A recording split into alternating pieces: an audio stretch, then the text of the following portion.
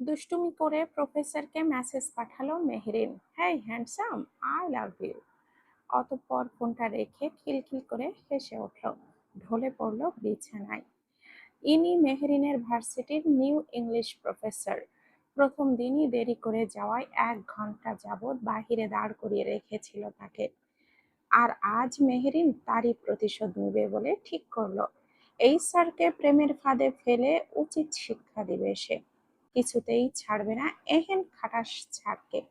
সাথে মেহরিনের ভয়ও হতে লাগলো এই ভেবে যে স্যার এখন কি রিপ্লাই দিবে তাকে।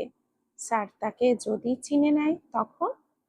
মেহেরিন দ্রুত বসা থেকে উঠে পড়ল, ফোনখানা হাতে নিয়ে অপেক্ষা করতে লাগলো রিপ্লাই পাওয়ার। যদি চিনে ফেলে, বকা দেয় তখন।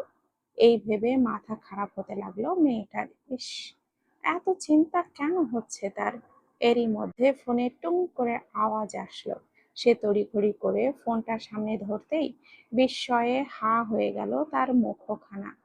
মেসেজে লেখা, ঘুমিয়ে পড়ো সুইটহার্ট, অনেক রাত হয়ে গেছে। বেশি রাত জেগে থাকলে তো তোমার স্কিনে ডার্ক সার্কেল পড়ে যাবে, তাই ঘুমিয়ে যাও, লেট করো না। মেহেরিনের হাত থেকে ফোনখানা নিঃশব্দে পড়ে গেল। সে তীব্র অবিশ্বাস নিয়ে ঠাই দাঁড়িয়ে রইল পাথরের ন্যায়। সবকিছু মাথার ওপর দিয়ে গেল তার। আচ্ছা, আদ্রিয়ান স্যার কি তাকে চিনে ফেললো?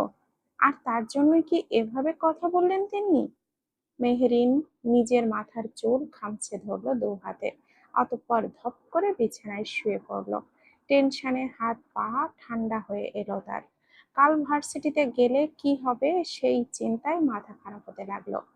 পরের দিন ভার্সিটির গেটে পা রাখতেই বুকের ভেতরটা ধুকপুক করে উঠল মেহেরিনের। গত রাতের ঘটনাটা মনে পড়তেই হাত পা ঠান্ডা হয়ে এলো। ফোনটা ব্যাগের ভেতরে ঢুকিয়ে নিয়ে দ্রুত হাঁটতে লাগলো সামনের দিকে। আজকে যদি স্যার কিছু বলে, নিজের মনে বিড়বিড় করলো মেহেরিন। করিডোরে পা রাখতেই দূর থেকে আদ্রিয়ান স্যারকে দেখতে পেল সে। কালো শার্টের হাতা কনুই পর্যন্ত গোটানো, হাতে কয়েকটা ফাইল। তাকে দেখা মাত্রই থমকে দাঁড়িয়ে গেল মেয়েটা। তার মনে হলো এখনই বুঝি ডেকে বলবেন, হেই সুইটহার্ট। কিন্তু না, আদ্রিয়ান স্যার একবারও তার দিকে তাকালো না। সম্পূর্ণ স্বাভাবিক ভঙ্গিতে পাশ কাটিয়ে চলে গেল সে। মেহেরিন হতভম্ব হয়ে চলে যাওয়া দেখতে লাগলো তার। ধীর গলায় বলল, কি ব্যাপার? কথাটা বলেই নিজের গাল নিজেই টিপে দেখলো সে। স্যার কি তাহলে চিনতে পারেনি আমায়, নাকি চিনেছে? কিন্তু কিছু বলছে না যে। কথাখানা ভাবতে ভাবতেই সামনের দিকে পা বাড়ালো সে। ক্লাস শুরু হওয়ার 5 মিনিট আগে সিটে গিয়ে বসলো। অথচ পুরো সময়টাতে তার চোখ ছিল দরজার দিকে। অলস ভঙ্গিতে প্রথম ক্লাসটা করেই অপেক্ষা করতে লাগলো আদ্রিয়ান স্যারের। এর কয়েক মুহূর্ত বাদেই আদ্রিয়ান স্যার প্রবেশ করলেন ক্লাসে। Good morning everyone. Good morning sir, সবাই একসাথে উত্তর দিল। আদ্রিয়ান উপস্থিতি নেওয়া শুরু করলো। একে একে সবার নাম ডাকলো। মেহরিন স্তব্ধ হয়ে দেখতে লাগলো আদ্রিয়ানকে।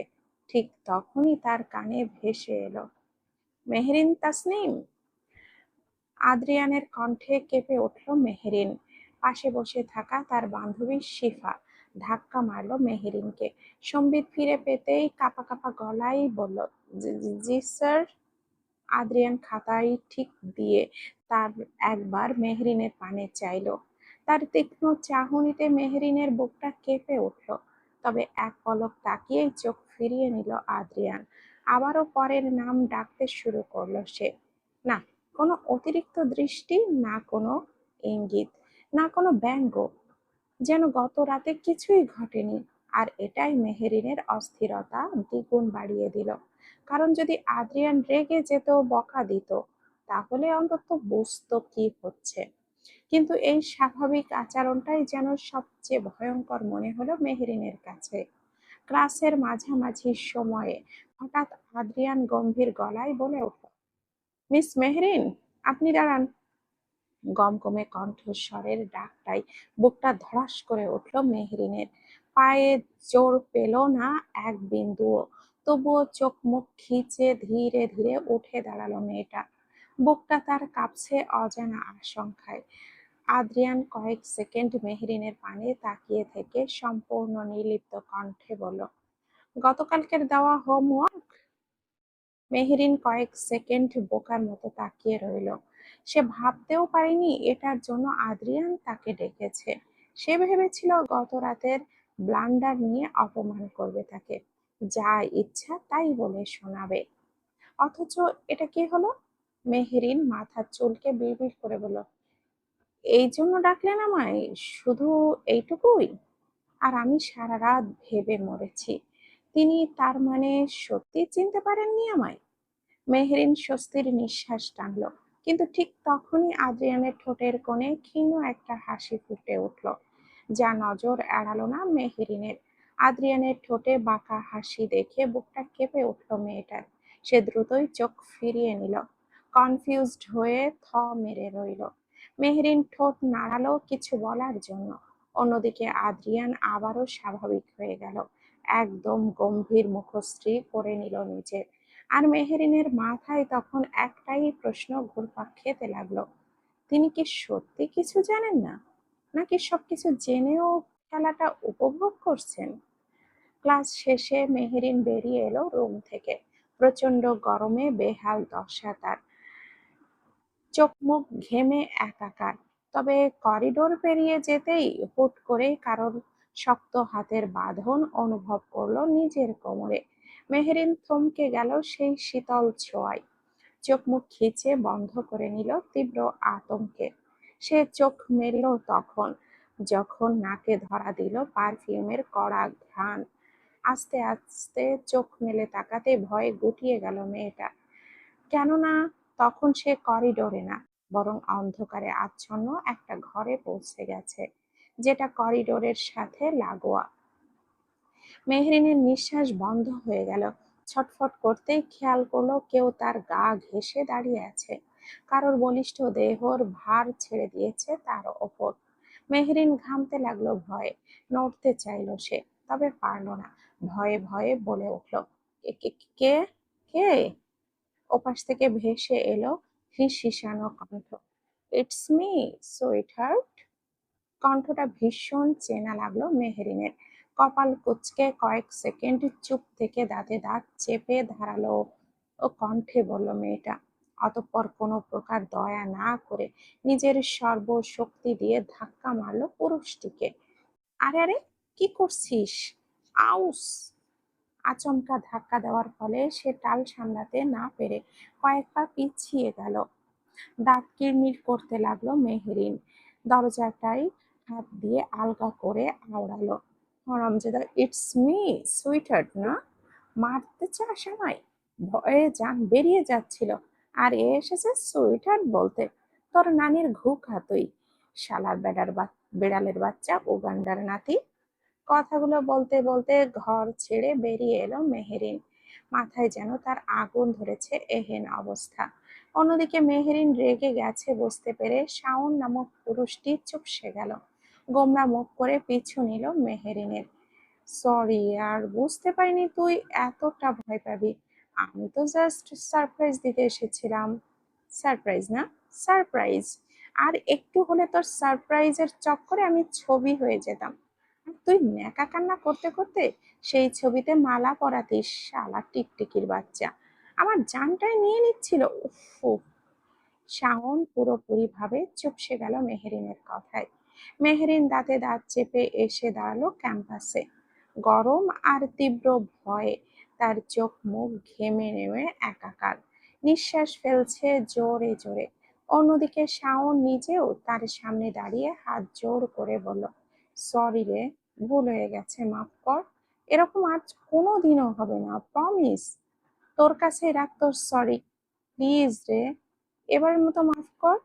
মেহরিন বিরক্তিকর মুখে বাঁকা নজরে তাকাতেই শাওন চকলেটের একটা বাক্স মেহরিনের দিকে সামনে ধরলো। মেহরিনের চোখ সেই দিকে পড়তেই উজ্জ্বল হয়ে উঠল। আচমকা শাওনের হাতের চকলেটটা ছৌ মেরে তা নিয়ে নিল মেহরিন। হাসলো শাওন। রাগ ভেঙেছে? মেহরিন থতমত খেল। "না মানে?" চমৎকার হাসলো যুবকটা, মাথার চুলে হাত বুলিয়ে বলল, লোভী কোথাকার। মুখ বাঁকালো মেহরিন। শাওন নামক যুবকটি সম্পর্কে তার খালাতো ভাই, দুজন সমবয়সী। শাওনের বাবা মা আমেরিকায় থাকে। শাওন নিজেও গত 3 বছর আগে দেশে ফিরেছে। আপাতত চাচির বাসায় থাকে, তবে এখন সে তার খালার বাসায় পার্মানেন্টলি থাকার প্ল্যান করে চলে এসেছে। মেহরিনের ভার্সিটিতে অ্যাডমিশন নিবে বলে ও ঠিক করেছে। মেহরিন চকলেট খেতে খেতে শাওনকে উদ্দেশ্য করে বলল, কখন এসেছিস আর এখানে কেন? শাওন মাথার চুলে হাত চালিয়ে বলল, সরাসরি এখানেই এসেছি, বাসায় যাওয়া হয়নি এখনো। ভুরু যুগল কুঁচকে নিল মেহরিন। এখানে কেন এসেছিস আগে? তোকে সারপ্রাইজ দিতে। মুখ বাঁকালো মেয়েটা। তখন সে এখানে এসে হাজির হলো শিফা। শাওনকে দেখে কপাল কুঁচকে নিল সে। মেহরিনের পাশে দাঁড়িয়ে বলল, এই বাদর মুখ কে রে দোস্ত, শাওন নাকি? আচমকা হেসে ফেলল মেহরিন। দাঁতে দাঁত চাপলো শাওন। আঙ্গুল তুলে কড়া গলায় বলল, হে ইউ সকিনার খালা, mind your language, don't call me বাদর মুখ, ওকে? চোখ মুখ খিচে নিল শিফা। মেহরিনের কাঁধে ভর ছেড়ে বলল, ওকে, কোনো সমস্যা নেই, আজ থেকে তাহলে ব্রিটিশ ডাকবো। কেন কেন? মেহরিনের কথায় ঠোঁট বাঁকিয়ে হাসলো শিফা। বলল, কজ এই বাদরটা আমার সামনে এলেই খালি ইংরেজি বকে, তাই ব্রিটিশ নামটাই ঠিক আছে এর জন্য। মেহরিন ঠোঁট চেপে হাসলো। অন্যদিকে শাওন চুপ মেরে গেল। এই মেয়েটাকে সে চেনে। যখনই মেহরিনের সাথে দেখা করেছে, তখনই শিফা নামক অদ্ভুত প্রাণীটার সাথে তার সাক্ষাৎ ঘটেছে। তাই হার মানল সে, কেননা সে যতই কথা বলবে শিফা নামক মেয়েটা ততই বেশি বকবক করবে। তাই রিস্ক নিতে গেল না শাওন। শিফা শাওনের চুপ মেরে যাওয়া দেখে বিজয়ীর হাসি হাসলো। অতঃপর মেহরিনের কাঁধে ধাক্কা দিয়ে বলল, এই মেহু, যেটা বলতে এসেছিলাম, আদ্রিয়ান স্যার তোকে ডাকছে, বললো দেখা করতে। স্যার নিজের কেবিনেই আছে রে, গো ফার্স্ট। শিফার কথায় মেহরিনের কানে বেশ বড়সড় একটা বিস্ফোরণ ঘটল। অবিশ্বাস্য নেত্রে সে তাকালো শিফার পানে। বুকটা ধক করে উঠল আবারও। কয়েক মুহূর্ত আঁখি পল্লব জাপটে বলল, কি বলছিস? স্যার কেন ডাকছে? কাঁধ ঝাঁকালো শিফা, জানি না। অন্যদিকে মেহরিনের অস্বাভাবিকতা লক্ষ্য করে কপাল কুঁচকে নিল শাওন। মেহরিনের কাঁধে হাত রেখে জানতে চাইল, আর ইউ ওকে না? কি হয়েছে তোর? ঘামছিস কেন? থতমত খেলো মেহেরিন। ওড়না দিয়ে মুখ মুছে নিল তড়িঘড়ি করে। কাউকে কিছু বুঝতে না দিয়ে বলল, কই না তো, এমনিতেই যে গরম পড়েছে। কথাটা শেষ করেই ফের বলল, আচ্ছা, তোরা দাঁড়া, আমি আসছি। মাথা ঝাঁকালো শাওন ও শিফা। মেহরিনের পায়ে পায়ে এগিয়ে গেল আদ্রিয়ানের কেবিনের পানে।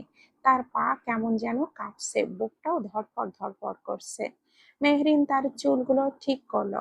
কাপা কাপা পায়ে এসে থামলো আদ্রিয়ানের কেবিনের সামনে। অতঃপর নিজের সকল ভয় আর অস্বস্তিকে এক সাইডে রেখে কাপা কাপা গলায় জিজ্ঞেস করলো, may I come in sir? ওপাশ থেকে ভেসে এলো গমগমে কণ্ঠস্বর, কামিং। মেহরিন কাপা হাতে দরজাটা ঠেলে ভেতরে ঢুকতেই থমকে গেল। চোখ জোড়া স্থির হলো এক রমণীর মুখপানে, যে অদ্ভুত ভঙ্গিতে কোমর হেলিয়ে বসে আছে। ওয়েস্টার্ন ড্রেসের সাথে উঁচু হিল সমেত ভারী মেকআপে ঢাকা মেয়েটিকে অদ্ভুত লাগলো মেহরিনের। এত ছোট পোশাক কেউ পরে নাকি? মেহরিন প্রবেশ করতে কেমন বাঁকা নজরে তাকালো রমণী। তবে মেয়েটা সেই দিকে পাত্তা না দিয়ে তার মুখ হতে চোখ ফিরিয়ে কাপা কাপা আঁখি পল্লব মেলে সামনের দিকে। তার তার মনে আরো একটা প্রশ্নের উদয় হলো, এই মেয়েটিকে আদ্রিয়ান স্যারের কেবিনে কি করছে, আর এমন অদ্ভুত ভঙ্গিতেই বা বসে আছে কেন? সামনে যে একজন পুরুষ আছে সেদিকে খেয়াল নেই? আশ্চর্য। মেহেরিনকে দেখে মাথা তুলে সোজা হয়ে বসলো আদ্রিয়ান। তীক্ষ্ণ চোখ জোড়া মেলে ধরলো মেহরিনের পানে। আর সেই গভীর চাহনি মেহরিনের হৃদয়ে কম্পন ধরালো। শুকনো ঢোক গিলল সে। Miss Mehrin, give me phone now. চমকে তাকালো মেহেরিন। সে অবাক হলো, ভীষণ অবাক। মনে মনে ভাবে সে কি ধরা পড়ে গেল, আর তার জন্যই নাম্বার চাচ্ছে। উপস্থিত রমণীও কপাল কুঁচকে নিল, বলল, আরে বেবি, তুমি ওর ফোন নাম্বার নিয়ে কি করবে? আশ্চর্য। আদ্রিয়ান কথা বলল। সে স্থির দৃষ্টিতে তাকিয়ে রইল মেহেরিনের পানে। মেহেরিন উপস্থিত মেয়েটির ন্যাকামো মিশ্রিত গলায় তীব্র বিরক্ত অনুভব করলো। মনে মনে বলল, হ্যাঁ বেবি, কচি খোকা বল, কচি খোকা। মানে একদম যা তা। এত বড় দামড়া একটা গন্ডারকে বলে কিনা বেবি! যত সব ন্যাকামো। মেহেরিন বিরক্তিকর মুখে কথাগুলো ভাবতে ভাবতেই সামনের দিকে তাকায়। আর তাকিয়েই আদ্রিয়ানের তীক্ষ্ণ দৃষ্টিতে আবারও নুয়ে পড়ে মেয়েটা। মেহেরিন শুকনো ঢোক গিলে বলল, ইয়ে মানে স্যার, আমি আসলে, give me your father's phone number. মানে, তুমি কি কানে শুনতে পাও না, ইডিয়েট একটা! দাঁতে দাঁত চেপে বলল আদ্রিয়ান। অন্যদিকে এবার ভ্যা ভ্যা করে কেঁদে দিতে ইচ্ছে হলো মেহেরিনের। সে ভেবেই নিল যে কাল রাতের করা কর্মকাণ্ডগুলো তার বাবাকে জানাবে বলেই আদ্রিয়ান তার থেকে নাম্বার চাচ্ছে। আর বাড়িতে যদি জানাজানি হয় তখন। মেহরিন কাঁদো কাঁদো মুখ করে বলল, স্যার প্লিজ স্যার, এবারের মতো মাফ করে দিন প্লিজ স্যার। আর এরকম হবে না, এবার অন্তত মাফ করে দিন। কপাল কুঁচকে বিরক্তিকর শ্বাস ফেললো আদ্রিয়ান। কড়া গলায় ধমক দিল, বলল, শাট আপ ইডিয়েট, নাম্বারটা দাও আর বেরিয়ে যাও এখান থেকে, get lost. Sir please, I said stop. চমকে উঠল মেহেরিন। উপস্থিত রমণী বিরক্তিকর চাহনি নিয়ে বলল, এই মেয়েটা তো বেশ অভদ্র, কি করে কথা বলতে হয় তাও জানে না, ম্যানার্সলেস কোথাকার।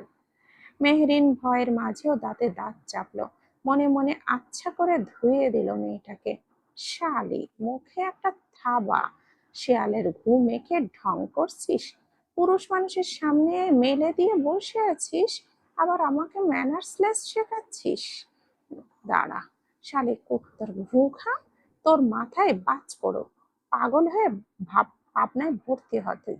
আমি 10 টাকা খরচ করে দেখতে যাব তোকে। মিস মেহরিন? Yes sir. আচমকা আদ্রিয়ানের ভারী কি কণ্ঠে চমকে ওঠে, স্যালুট দিয়ে বসে মেহেরিন। বিরক্ত হয় পুরুষটি। আদ্রিয়ান দাঁতে দাঁত চেপে ধরতেই হুঁশ আসে মেহেরিনের। কাঁদো কাঁদো মুখ করে বলে, সরি স্যার। উপায়ান্তর না পেয়ে আদ্রিয়ানকে নিজের বাবার নাম্বার দিয়ে কেবিন ছেড়ে বেরিয়ে এলো মেহেরিন। বুকে হাত দিয়ে বেশ কয়েকবার ফু দিল, অতঃপর সোজা ক্যাম্পাসে চলে এলো। শাওন, শিফা তখন সেখানেই দাঁড়িয়ে তার জন্য। মেহেরিনকে আসতে দেখে শিফা কপাল কুঁচকে বলল, এত দেরি হলো কেন রে? স্যারকে বসে বসে চুমু খাচ্ছিলাম রে, দাঁড়িয়ে খেতে চাইলাম, স্যার বলল বসে খাও, তাই বসতে গিয়ে দেরি হয়ে গেল রে। মেহরিনের কথায় ভড়কে গেল শিফা। অন্যদিকে কেসে উঠল শাওন। বড় বড় আঁখি পল্লব মেলে অবাক হয়ে তাকালো তার দিকে, মেহরিনের দিকে। শিফা মাথা চুলকে চোখ মুখ খিচে বলল, তুই দিন দিন অশ্লীল হয়ে যাচ্ছিস রে। জি, অবশ্যই, আপনি যে আমার গুরু, মনে আছে রে? থতমত খেল শিপা। বিরক্তিকর শ্বাস ফেলে চুপ মেরে গেল। অন্যদিকে রাগান্বিত মেহেরিন ভাবতে লাগলো বাড়ি ফিরে তার আজ কি হবে। আদ্রিয়ান যদি বাড়িতে সব বলে দেয়, তাহলে তো তার খেলা এখানেই শেষ। কথাটা ভাবতেই কান্না পেল তার। ধপ করে পা ফেলে বেরিয়ে গেল ক্যাম্পাস থেকে। মনের মধ্যে একরাশ আশঙ্কা নিয়ে বাড়িতে পা রাখলো মেহরিন। পিছু পিছু স্বগরোক্তিতে হেঁটে এলো শাওন। মেহরিনের মা সুফিয়া বেগম মেয়ের পিছু পিছু শাওনকে দেখে বেশ অবাক হলেন। শাওন যে আসবে তা তিনি জানতেন না মোটেও। তড়িঘড়ি করে রান্নাঘর থেকে বেরিয়ে এলেন তিনি। আঁচলে হাত মুছে শুধালেন, আরে আব্বা, তুই মেহুর সাথে? খালামণিকে দেখে এক গাল হাসলো শাওন। ধপ করে সোফায় বসে গা এলিয়ে দিয়ে বলল, হ্যাঁ খালামণি, চলে এলাম। এখন থেকে এখানেই থাকার প্ল্যান করেছি আমি। মা বাবা কোথায়? শাওনের কথায় মাথা মাঝেই ঢুকে গেল মেহেরিন। সুপিয়া বেগম বিরক্ত হলেও কিছু বললেন না। শাওনের হাতে পানির গ্লাস তুলে দিতে দিতে বলেন, দেখ, কোথায় গেল? কে জানি ফোন দিল যেন, সেটা নিয়েই তো ঘরে চলে গেল। মেহরিনের বুকটা ধক করে উঠল। ফোন? আদ্রিয়ান কি তবে সত্যি ফোন করেছে? কথাখানা ভাবতে গিয়েই মুহূর্তে গলা শুকিয়ে এলো মেহেরিনের। কাঁপা কাঁপা চোখে বাবার ঘরের দিকে একবার তাকালো। দরজাটা বন্ধ, ভেতর থেকে কোনো আওয়াজ আসছে না। আমি রুমে যাচ্ছি, কথাটা বলেই আর দাঁড়ালো না মেহরিন। প্রায় দৌড়ে নিজের ঘরে ঢুকে দরজাটা লাগিয়ে দিল। বিছানার উপরে বসে কয়েক মুহূর্ত হাঁপাতে লাগলো সে। মাথার মধ্যে একই চিন্তা ঘুরপাক খাচ্ছে। যদি বাবা সব জেনে যায়, যদি আদ্রিয়ান স্যার সব বলে দেন, যদি আজকেই আমার জানাজা হয়ে যায়। বিরক্ত হলো মেহরিন। শেষের কথাগুলো ভাবতেই নিজের মাথায় আলতো করে চাপড় মারল সে। বিড়বিড় করে আওড়ালো, হায় আল্লাহ, কেন যে ওই মেসেজটা পাঠাতে গেলাম। অনেকক্ষণ অস্থির হয়ে বসে থাকার পর ফ্রেশ হওয়ার জন্য ওয়াশরুমে ঢুকে গেল মেহরিন। ঠান্ডা পানি মুখে দিতে কিছুটা স্বস্তি পেল, তবে বুকের ধুকপুকানি একটুও কমল না। প্রায় 20 মিনিট পর ফ্রেশ হয়ে বের হলো সে। ভেজা চুল তোয়ালে দিয়ে মুছতে মুছতে বিছানার দিকে এগোতেই হঠাৎ ফোনের মেসেজের শব্দ ভেসে এলো। কপাল কুঁচকে গেল মেহেরিনের। আদ্রিয়ানের কথা মনে পড়তেই তার বুকের ভেতরটা আবারও ধড়াস করে উঠল। ধীরে ধীরে ফোনটার দিকে তাকালো সে। স্ক্রিনে জল করছে একটি নোটিফিকেশন। নাম দেখে মুহূর্তেই গলা শুকিয়ে কাঠ হয়ে গেল তার। কি আল্লাহ! কাঁপা কাঁপা হাতে ফোনটা তুলে নিল মেহরিন। তার আঙ্গুল পর্যন্ত কাঁপছে তীব্র ভয়ে। অনেক সাহস সঞ্চয় করে মেসেজটা খুলতেই তার চোখ দুটো বিস্ফোরিত হয়ে গেল। হেই সুইটহার্ট! মেসেজটা দেখে মেহরিনের চোখ ওঠর ছেড়ে বেরিয়ে আসার উপক্রম। হাতের ফোনটা প্রায় ফেলে দিচ্ছিল সে। কয়েক মুহূর্ত হা করে স্ক্রিনের দিকে তাকিয়ে রইল, অতঃপর কাঁপা কাঁপা আঙ্গুলে টাইপ করলো, আপনি আপনি কি আমায় চেনেন? মেসেজটা সেন্ড হতেই বুকের ধুকপুকানি আরো বেড়ে গেল মেহরিনের। ঘামতে লাগলো মেয়েটা। কয়েক সেকেন্ড পরই রিপ্লাই এলো, তুমি তো আমায় চেনো, তাই না? মেহরিন থমকে গেল সেই কথায়। ভুরু কুঁচকে গেল তার। কথাটার মানে কি? সে শুকনো ঢোক গিলে আবারও লিখল, আমি কিছু বুঝতে পারছি না। মেহরিন মেসেজটা পাঠালেও কয়েক সেকেন্ড কোনো রিপ্লাই এলো না ওপাশ থেকে। মেহরিনের অপেক্ষা করছিল রিপ্লাইয়ের, কিন্তু অনেকটা সময় পেরিয়ে গেলেও উত্তর এলো না। সে ভাবলো উত্তর আসবে না, তাই ফোনটা বিছানায় ছুঁড়ে ফেলতেই হাত তুলতেই টুং করে আবারও শব্দ হলো। মেহরিন ভড়কে গিয়ে মেসেজটা ওপেন করলো।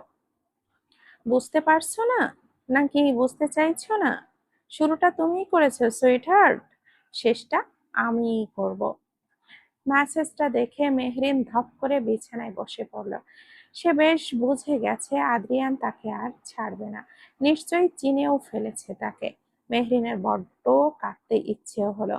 সেই দিনের প্রতিশোধ নিতে গিয়ে নিজেই যে নিজের পায়ে কোড়াল মেরে বসেছে, তা বুঝতে আর বাকি রইল না। বেবি, কি করছিস? ভাবনার মাঝেই দরজার ওই পাশ থেকে ভেসে এলো এহেন স্বর। কপাল কুঁচকে নিল মেহরিন। বুঝতে পারলো দরজার ওপাশ থেকে নক করে যাচ্ছে শাওন। শাওনের মুখে বেবি ডাকটা শুনে আচমকা বড্ড রাগ হলো তার। মনে পড়লো আদ্রিয়ানের কেবিনে উপস্থিত থাকা সেই রমণীটির কথা। আর মনে হতে ভীষণ রাগ হলো তার। কি ন্যাকামই না করে আদ্রিয়ানকে সে বেবি বলে ডাকলো, আর আদ্রিয়ানও কিচ্ছু বললো না। উফ, কি করছিস বেবি? আর ইউ ওকে না? দরজা খুলছিস না কেন? পুনরায় সে শব্দে মেহেরিন দাঁতে দাঁত চেপে দরজার পানে এগিয়ে গেল। সপাটে দরজাটা খুলে আচমকা শাওনের ঝাঁকড়া চুলের মুঠি চেপে ধরল সে। তীব্র ব্যথায় কোকিয়ে উঠল শাওন। আহ, আহ, কি করছিস মেহবুব? ছাড়! ছাড়বো না, হারামজাদা। বেবি কাকে বলছিস তুই? কোন অ্যাঙ্গেলে আমাকে বেবি মনে হয়? বাচ্চা আমি? বাচ্চা ভাবছিস আমায়? মেহরিন আচমকা শাওনকে সামনে দাঁড়িয়ে নিজেকে দেখতে দেখতে বলল, দেখ রে গরু, বাচ্চা নই আমি। উল্টো আরো একটা বাচ্চা পয়দা করার ক্ষমতা রাখি আমি। দেখ, ভালো করে দেখ। কথাটা শেষ করেই বিজয়ীর ভঙ্গিতে দাঁড়িয়ে রইল মেহেরিন। অন্যদিকে শাওন কয়েক সেকেন্ড হাঁ করে তাকিয়ে রইল তার দিকে। কি? অতঃপর নিজের দু কান চেপে ধরল সে। চিৎকার দিয়ে ডেকে উঠল খালামণিকে। খালামণি, খালামণি, তোমার মেয়ে দিন দিন তার তার কাটা হয়ে যাচ্ছে। তার মাথার সব কটা তার ছিঁড়ে গেছে। দেখো কি অদ্ভুত কথা বলছে। চুপ কর, বলে আবারও শাওনের মাথায় একটা গাঁট্টা বসিয়ে দিল মেহেরিন। শাওন ব্যথায় চোখ মুখ খিচে নিল। আউস! ব্যথাতুর আওয়াজ করে ফের বলল, আমি তোকে দেখতে এসেছি, আর তুই আমাকে এভাবে মারছিস? মেরে দিব নাকি? আর একবার বেবি বলে সত্যি মেরে ফেলবো তোকে। শাওন তড়িঘড়ি করে দু হাত তুলে আত্মসমর্পণের ভঙ্গি করলো। অতঃপর সশব্দে আওড়ালো, ওকে ওকে, আর বলবো না, এই জীবনেও আর বেবি বলবো না। গুড। সন্তুষ্ট হয়ে মাথা নাড়ালো মেহরিন। শাওন বিরক্তিকর শ্বাস ফেলে বেরিয়ে গেল মেহরিনের ঘর ছেড়ে। বেচারা যতই মেহরিনকে একটু নিজের দিকে টানতে চায় ততই ফেল করে বসে। অন্যদিকে ঠিক সেই সময় শহরের অভিজাত এলাকায় অবস্থিত চৌধুরী ম্যানশনের বিশাল ড্রয়িং রুমে বসেছিলেন আশিক চৌধুরী ও তার স্ত্রী সাহেলা চৌধুরী। আশিক চৌধুরী সংবাদপত্রে চোখ বোলাচ্ছিলেন, আর সাহেলা চৌধুরী বিবশ মুখে সোফায় বসে ফল কাটছিলেন। বাড়িটা বড্ড ফাঁকা তাদের। একমাত্র ছেলে আদ্রিয়ান চৌধুরী ছাড়া আর কোনো দ্বিতীয় সন্তান নেই। ছেলেটাকে বিয়ে দিতে চাইলেও সেই দিকে তার কোনো ধ্যান নেই। আর সেই বিষয়ে কথা বলতে বলতে থেমে গেছেন তারা। একটু আগেই স্বামী স্ত্রী ঝগড়া করেছেন ছেলের বিয়ে নিয়ে। সাহেলা চৌধুরী স্বামীকে বলেছিলেন, যেভাবেই পারো ছেলেকে বিয়ে দেওয়ার ব্যবস্থা করো। তবে আশিক চৌধুরী ব্যর্থ হন স্ত্রীর কথা রাখতে। আর তার জন্যই দুজন কপট কপতি প্রথমে ঝগড়া করে, এখন বিবশ মুখে বসে আছেন, কথা বলছেন না একে অপরের সাথে। ঠিক তখনই নীরবতার বুক চিরে সামনের দরজা ঠেলে ভেতরে প্রবেশ করলো আদ্রিয়ান। গটগট করে হেঁটে এসে কোটটা সোফায় রাখলো সে। ছেলেকে দেখে উজ্জ্বল হয়ে উঠল সাহেলা চৌধুরীর মুখ। ভাবলো ছেলেকে বিয়ের কথা আবারও একবার বলবে। জানে কেবল জানে বললেই নিশ্চয়ই আবার বকা খেতে হবে, তবুও বলবেন বলে ঠিক করলেন তিনি। হাসি হাসি মুখ করে ডেকে উঠলেন ছেলেকে, এই তো আমার ছেলে। বাবা, একটা কথা বলবো তোকে। হুম, সংক্ষিপ্ত উত্তর দিল আদ্রিয়ান। আশিক চৌধুরী বুঝলেন স্ত্রী কি বলতে পারে, তাই আগে ভাগেই চোখের ইশারায় বারণ করলেন বিয়ের কথা না বলতে। ছেলে সবে ফিরেছে, এখন রেগে গেলে কি হবে? স্বামীর চোখের ইশারায় চুপসে গেলেন সাহেলা চৌধুরী। প্রসঙ্গ পাল্টে মলিন মুখে জিজ্ঞেস করলেন, খেয়েছো কিছু? না। দেখেছো ছেলের কাণ্ড? না খেলে শরীর খারাপ করবে তো বাবা। স্নেহ মিশ্রিত কণ্ঠে বললেন সাহেলা চৌধুরী। আদ্রিয়ান সোফায় বসে ফোনটা বের করলো। কয়েক সেকেন্ড স্ক্রিনে কিছু টাইপ করতেই আশিক চৌধুরীর ফোনে টুং করে শব্দ হলো। কপাল কুঁচকে ফোনটা বের করলেন তিনি। একটি নাম্বার পাঠিয়েছে আদ্রিয়ান। আশিক চৌধুরী অবাক হয়ে বললেন, এটা কার নাম্বার? আদ্রিয়ান বাবার পানে তাকালো। নির্বিকার গলায় উত্তর দিল, তোমাদের বৌমাকে ঘরে আনার ব্যবস্থা করো, এটা শ্বশুর মশাইয়ের নাম্বার। কথাটা শুনে আশিক চৌধুরীর হাত থেকে প্রায় ফোনটা পড়ে যাওয়ার উপক্রম হলো। চোখ জোড়া বড় বড় হয়ে গেল তার। যেই ছেলেকে জোর করে বিয়ে করাতে পারছেন না, সেই ছেলে আজ তাকে এইরূপ কথা বলল। কি? সাহেলা চৌধুরীও হাতের ছুরিটা নামিয়ে বিস্ফোরিত চোখে তাকালেন, ভুল শুনলেন কিনা যাচাই করার জন্য। চোখ ঘোরালেন। আদ্রিয়ান, তুই কি বললি? বাবার কথায় আদ্রিয়ান শান্ত ভঙ্গিতে সোফায় হেলান দিল। যেটা শুনেছ, তোর পছন্দের মেয়ে আছে, তাই বিয়ে করছিস না? আশিক চৌধুরী গলায় স্পষ্ট অবিশ্বাসে আদ্রিয়ানের ঠোঁটের কোণে রহস্যময় হাসি ফুটে উঠল। বিড়বিড় করে বলল, মনে আছে? ব্যাপারটা বুঝে উদ্যত উঠতে না পেরে হতভম্ব হয়ে একে অপরের মুখের দিকে তাকিয়ে রইলেন আশিক চৌধুরী আর সাহেলা চৌধুরী। আদ্রিয়ান সেভাবে পাত্তা না দিয়ে কোটটা তুলে ওপরের দিকে পা বাড়ালো, নিচে রেখে গেল হতভম্ব হয়ে যাওয়া মাকে।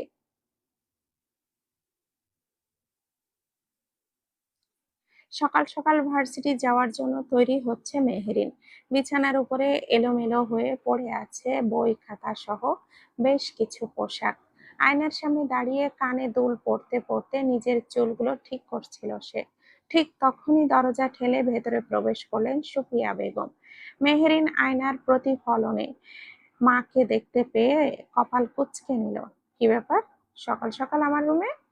সুফিয়া বেগম ধীর পায়ে এসে বিছানার উপরে বসলেন। খানিক সময় মেয়েকে পরখ করে বলেন, ভার্সিটিতে যাচ্ছিস? ঠোঁটে লিপস্টিক লাগাতে লাগাতে উত্তর দিল মেহের। হুম, কিছু বলবে? সুফিয়া বেগম কয়েক সেকেন্ড চুপ থেকে বললেন, আজ যেতে হবে না, বাসায় থাক। মুহূর্তেই হাত থামিয়ে দিল মেহেরিন। কেন? বাড়িতে মেহমান আসবে। মেহরিন ঘুরে দাঁড়ালো, পানির গ্লাস হাতে তুলে তা পান করতে করতে বলল, মেহমান আসবে তো কি হয়েছে, আমি ভার্সিটিতে যাব। আজকে তোকে দেখতে পাত্রপক্ষ আসবে। কথাটা শুনে ঠিক যেই মুহূর্তে পানি খেতে যাচ্ছিল মেহেরিন, ঠিক সেই মুহূর্তেই বিষম খেলো কাশতে শুরু করলো। খক খক খক। সুপ্রিয়া বেগম বিরক্ত হয়ে পানির গ্লাস নামিয়ে মেয়ের পিঠে চাপড় মারতে শুরু করলেন। কয়েক সেকেন্ড কেটে গেল, পুনরায় পানির গ্লাস হাতে ধরিয়ে দিয়ে বলেন, ধীরে খা। মেহেরিন কাঁপা কাঁপা হাতে গ্লাসটা নামিয়ে রাখলো। তার শরীর কাঁপছে, মায়ের কথায় মাথা ঘুরছে কেমন। পাত্র? তাকে দেখতে আসবে আজ? মেহেরিন চোখ কুঁচকে পুনরায় মাকে বলল, কি বললে তুমি? পাত্রপক্ষ আসবে? কেন আসবে? তোকে দেখতে। কেন দেখতে? বিয়ে করার জন্য। মেহরিনের এমন মুখ করলো যেন পৃথিবীর সবচেয়ে ভয়ঙ্কর খবরটা শুনেছে। সে মায়ের হাতটা ধরে বলে উঠল, না। মানে? মানে না। কি না?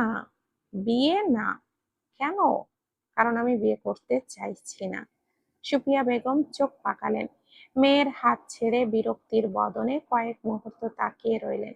পরিস্থিতি খানিকটা গম্ভীর হয়ে পড়ল। সুফিয়া বেগমের চোখ মুখ খিচে বললেন, তোকে কেউ জিজ্ঞেস করেছে?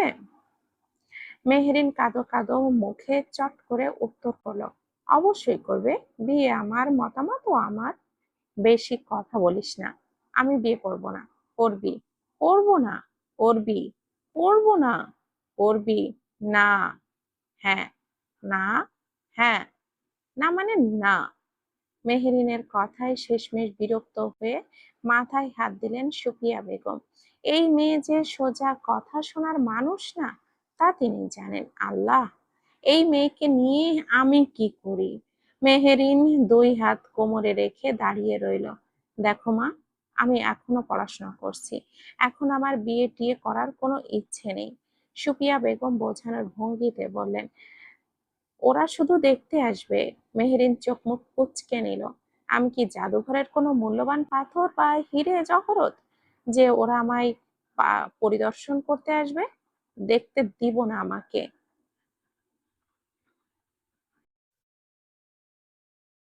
দিবি। জেদ ধরে বসে থাকে মেহেরিন। দিব না। দিবি না। হ্যাঁ। সুফিয়া বেগম এবার সত্যি সত্যি রেগে গেলেন। চিৎকার করে বলে উঠলেন, আমি কোনো কথা শুনতে চাই না, দুপুরের মধ্যে তৈরি হয়ে থাকবি। কথাটা বলে ঘর থেকে বেরিয়ে গেলেন তিনি। মেহেরিন হতবাক হয়ে দাঁড়িয়ে রইল। কয়েক সেকেন্ড পর ধপ করে বিছানায় বসে পড়ল সে। কপালে বিরক্তির ছাপ। ইয়া আল্লাহ, এরা আমারে বেছে দিচ্ছে। আমি কি এতই বেশি খেতাম? দিনে তো মাত্র 7 বারই ভাত খাই, এটা বেশি না? মাথার চুল খামছে ধরলো মেহেরিন, বিড়বিড় করে বলল, আরো অনেক কথা। এর মধ্যেই ফোনটা বেজে উঠলো তার। ভাবনার জগৎ থেকে ছিটকে বেরিয়ে এলো রমণী, তাকালো স্ক্রিনে ভেসে ওঠা নাম্বারটার পানে। শিফা কল দিয়েছে বুঝতে পেরেই চট করে হাত বাড়ালো ফোনের পানে। কল রিসিভ করতেই ওপাশ থেকে চিৎকার ভেসে এলো, এই মেহু, কোথায় তুই? মেহেরিন ফোনটা খানিকটা আলগা করলো কান হতে, অতঃপর হতাশার স্বরে আওড়ালো, আমার জীবন ধ্বংস হয়ে গেছে রে। ওপাশে শিপা কপাল কুঁচকে নিল। কপাল স্লাইড করতে করতে জানতে চাইলো, আবার কি হলো? মেহেরিন মুখখানা কুঁচকে উত্তর করলো, পাত্র আসবে।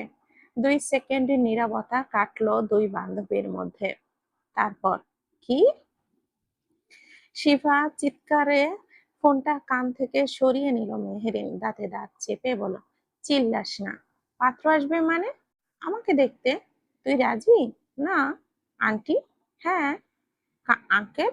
হ্যাঁ। শিফা হতাশ হয়ে বলল, তাহলে তুই শেষ। ধন্যবাদ, গম্ভীর গলায় বলল মেহেরিন। শিফা খিলখিল করে হেসে উঠল।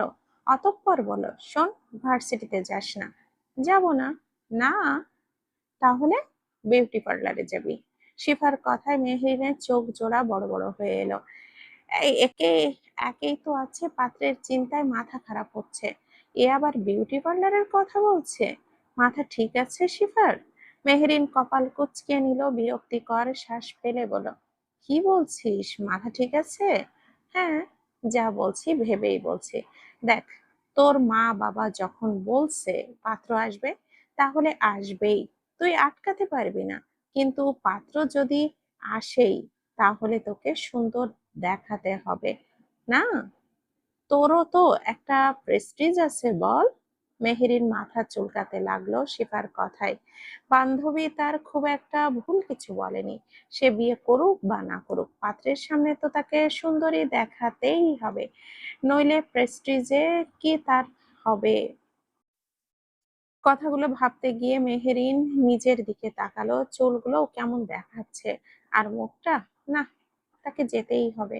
মেহেরিন চুপ করে আছে বলে বিরক্তিকর শ্বাস ফেলে শিফাই বলল, আধা ঘন্টার মধ্যে রেডি হয়ে নিচে নাম। মেহেরিন নিচু স্বরে হ্যাঁ বলে ফোনটা নামিয়ে রাখলো। প্রায় 40 মিনিট পর বাড়ির সামনে এসে দাঁড়ালো শিফা। শাওন নিজেও রেডি হয়ে নিচে নামলো। বেচারার মুখটা শুকিয়ে গেছে মেহেরিনের বিয়ে হয়ে যাওয়ার কথা শুনে। মেহেরিন নিচে নামতে শিফার পানে চেয়ে মৃদু হাসলো। অতঃপর তিনজনে একসাথে বেরিয়ে পড়লো বিউটি পার্লারের উদ্দেশ্যে। প্রায় 1.5 ঘন্টা পর বিউটি পার্লার থেকে বেরিয়ে এলো দুজন। মেহেরিনের বারবার মোবাইলের ফ্রন্ট ক্যামেরায় নিজের মুখটা দেখছে। চুলগুলো বেশ সুন্দর করে সেট করা হয়েছে, মুখেও হালকা মেকআপ। শিপা গর্বিত ভঙ্গিতে বলল, দেখেছিস, আমি না থাকলে তোর কি অবস্থা হতো? মেহেরিন ঠোঁট বাঁকিয়ে বলল, হুম, পৃথিবী ধ্বংস হয়ে যেত। অবশ্যই। শাওন দুজনের কথোপকথন শুনে বিরক্তির মুখে বলল, তোরা দুজনই নিজেই নিজের ফ্যান, তোর সমস্যা? একসাথে বলে উঠল শিফা আর মেহেরিন। শাওন সঙ্গে সঙ্গে চুপ মেরে গেল। তিনজন রাস্তার পাশে এসে রিকশার জন্য দাঁড়ালো। দুপুরের রোদটা বেশ কড়া, মাঝে মধ্যে দুই একটা রিকশা গেলেও সবগুলোতে যাত্রী বসা। মেহেরিন বিরক্ত হয়ে বসলো। আজকেই সব রিকশা উধাও হয়ে গেল। ঠিক তখনই তাদের সামনে এসে ধীরে ধীরে থামলো একটি কালো গাড়ি। গাড়িটা দেখেই কেন জানি বুকটা ধক করে উঠলো মেহেরিনের। পরের মুহূর্তে গাড়ি থেকে দরজা খুলে বাহিরে বেরিয়ে এলো আদ্রিয়ান। কপাল কুঁচকে আছে তার। ভার্সিটি গিয়েছিল, তবে জরুরি একটা কাজ পড়ে যাওয়ায় সেখান থেকে বেরিয়ে এসেছে সে। আর এখন পথিমধ্যে মেহেরিনদেরকে দাঁড়িয়ে থাকতে দেখে নিজেও থেমে গেল। আদ্রিয়ানকে দেখে মেহেরিনের মুখের রং মুহূর্তেই উধাও। গলা শুকিয়ে কাঠ হয়ে এলো, শুকনো ঢোক গিলে ফিসফিস করে বলল, ইয়া আল্লাহ! শিফা আর শাওনও থমকে গেল পুরুষটিকে দেখে। শিফা মাথায় হাত দিল। ভার্সিটি না গিয়ে যে এখানে এসেছে তা বুঝতে পারলো এই রাগী স্যার নিশ্চয়ই পানিশমেন্ট দিবেন। তখন কি হবে? আদ্রিয়ান গাড়ি থেকে নেমে তিনজনের দিকে তাকিয়ে কপাল কুঁচকে নিল, গম্ভীর গলায় বলল, ভার্সিটির সময় এখানে কি করছো তোমরা? কেউ উত্তর দিল না তার শক্ত কণ্ঠে। আদ্রিয়ান পুনরায় বলল, আমি কিছু প্রশ্ন করেছি। মেহেরিন শুকনো ঢোক গিলল, বলল, ইয়ে মানে স্যার, আসলে। কি আসলে? মেহেরিন কাঁদো কাঁদো মুখে শিখার পানে তাকালো। সেও মুখ লুকাচ্ছে ভয়ে। মেহেরিন আদ্রিয়ানের দিকে ফিরে চোখে চোখ রাখতে চাইল, তবে পারল না। হাত পা কেমন ঠান্ডা হয়ে আসছে। মেহরিনের মাথা তখন প্রচন্ড গতিতে সলিড একখানা অজুহাত খুঁজছে। Answer me, idiot. স্যার, আসলে শিফার নানি মারা গেছে। আদ্রিয়ানের ধমকে হুট করেই মুখ ফসকে কথাখানা বলে ফেলল মেহেরিন। কথাটা বলে নিজে নিজেই থমকে গেল সে। শিফা আর শাওনও থমকে গেল তার কথায়। তিনজনই কয়েক সেকেন্ড পাথরের মতো দাঁড়িয়ে রইল। অন্যদিকে আদ্রিয়ানের ভুরু ধীরে ধীরে ওপরে উঠল। সে শিফার দিকে তাকালো, কপাল কুঁচকে জিজ্ঞেস করলো, তোমার নানি মারা গেছেন? শিফা পাথরের ন্যায় ধীরে ধীরে মেহেরিনের দিকে তাকালো। তা দেখে মেহেরিন এমন ভাবে চোখ বড় করলো যেন এখন না বললে পৃথিবী ধ্বংস হয়ে যাবে। শিফা মেহেরিনের ভয়ার্ত মুখ দেখে মনে মনে 101টা গালি ছুড়লো। তাকেই কেন বলির পাঠা হতে হলো এটা ভেবে বড্ড কান্না পেল। কি হলো?